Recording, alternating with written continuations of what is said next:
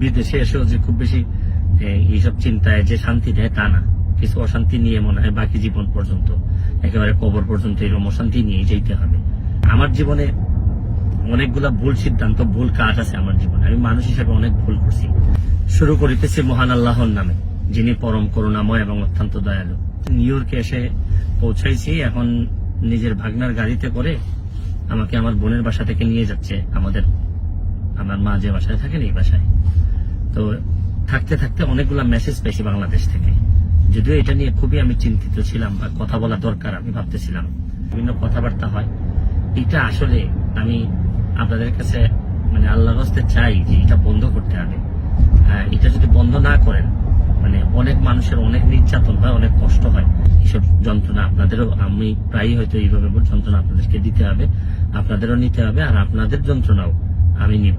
ভালো থাকবেন, সুস্থ থাকবেন।